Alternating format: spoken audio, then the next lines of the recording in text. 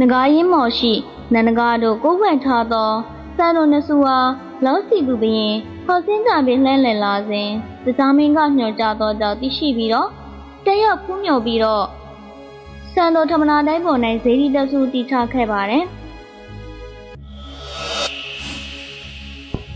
ဟယ်လိုအားလုံးပဲမင်္ဂလာပါရှင်ဒီနေ့မှာတော့တနင်္သာရီတိုင်းဒေသကြီးတဝမ်ခရိုင်လောင်းလုံမြို့နယ်ကပ္ပနီကျေးရွာမှာတည်ရှိတဲ့မြို့ရင်းစီရီတော်သမိုင်းစာနဲ့ပတ်သက်ပြီးတော့ပြောပြပေးသွားမှာဖြစ်ပါတယ်ရှင်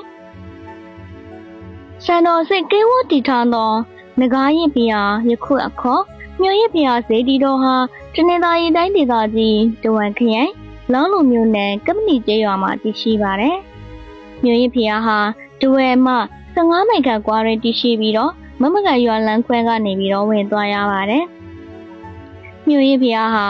ပင်လယ်ဘက်စိုးထွေးနေတဲ့တောင်ငူပေါ်တွေတည်ထားပြီးတော့ဇေဒီနောက်ဘက်တွင်တစ်ပင်ကြီးများအုပ်အုပ်ဆက်ဆက်ရှိနေခြင်း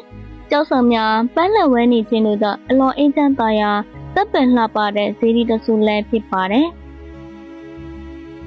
မြို့ရင်းဇေဒီသမိုင်းကျင်း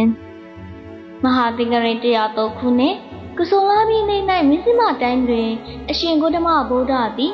ဘောဓိပင်နှင့်ရှိပလင်ကိုအောင်မြင်ကသဗ္ဗညုတရှင်ရန်တော်ရရှိလျက်ဘုရားဖြင့်သို့ရောက်ရှိတော်မူလေတဲ့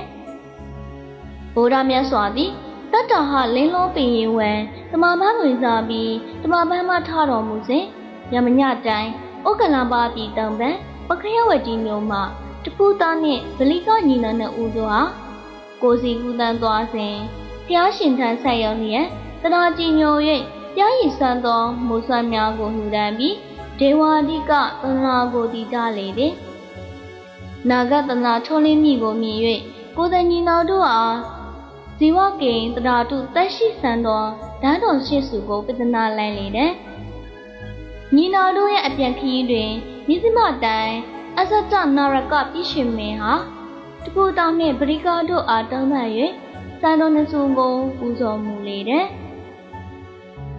ကြာစံတော်6စုကိုပေးဆောင်ကယမညတိုင်းသို့သွေးပေါ်နှိပ်ခတ်ကြတယ်အစစ်တစတင်မောလွှဲခတ်ရာသမုဒ္ဒရာ၌လိုင်းလင်အစစ်မသက်သဖြင့်နဂါးရင်မော်သို့တင်မောဆန်းရောက်ပြီးလျင်တညာတာများရန်နာခဲ့ကြပါတယ်ထိုစဉ်တောက်စောနန္ဒကာတို့ကစံတော်နှစုကိုပေးယူပူဇော်ခဲ့ကြပါတယ်စံတော်မြတ်ကိုနန္ဒကာများရေပတ်ဆော့ရှော့ကူးဝယ်ပူဇော်ထားကြသောကြောင့်နဂါးရင်မော်ကိုခေါ်တွင်ခဲ့ကြပါတယ်နဂါရင်းမော်ရှိနန္ဒကားတို့ကိုယ်ဝန့်ထားသောစံတော်နှစုအားလောက်စီသူဘရင်ခေါ်စင်းကြပြီးလှမ်းလည်လာစဉ်တစားမင်းကညှော်ကြသောကြောင့်သိရှိပြီးတော့တရက်ဖူးမြော်ပြီးတော့စံတော်ထမနာတိုင်းပေါ်၌ဇေဒီတဆူတည်ထားခဲ့ပါတယ်အဲ့နေရာမှာဘရင်နောက်ပါအချုပ်ကတိုင်းပြည်ကိုရန်ဆုံရင်းယူတန်ကိုဘရင်ကြားလျင်ထိုသူတို့အားရစံချထားပြီးတော့ခေါ်စင်းကြဖြင့်ထွက်သွား၍ငွေမြော်လျက်တန်ရင်ခဲ့ကြသောကြောင့်မြော်ရည်ဟုခေါ်တွင်မြန်ပါတယ်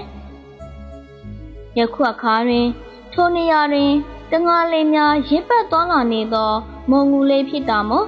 မော်ရည်ဟုခေါ်တွင်ပြန်ပါတယ်မြော်ရည်နဲ့မလမကမ်းမှရှိတဲ့မမကန်ရေချိုးစိတ်ဟာ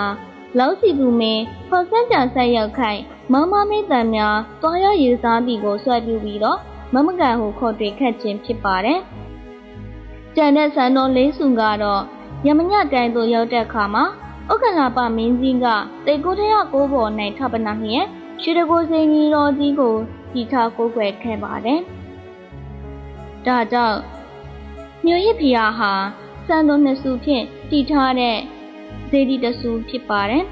။ဒီနေ့ပြောသွားတာကကြတော့တနင်္သာရီတိုင်းဒေသကြီးဒဝမ်ခရိုင်လောင်းလုံးမြို့နယ်ကမ္မနီကျေးရွာမှာတည်ရှိတဲ့မြို့ရစ်ဖျားတောက်ပဲဖြစ်ပါတယ်ရှင်။ဒဝဲနဲ့ပတ်သက်တဲ့သုံးရလေးတွေကိုဆက်တင်သွားဖို့ရှိတယ်မို့ဒဝဲသုံးလေးစိတ်ဝင်စားတဲ့သူလေးတွေရှိရင်ပေါ်လို့သွားလို့ရပါတယ်ရှင်။နောက်ဗီဒီယိုမှာပြန်လည်ဆိုတွေ့ကြပါမယ်။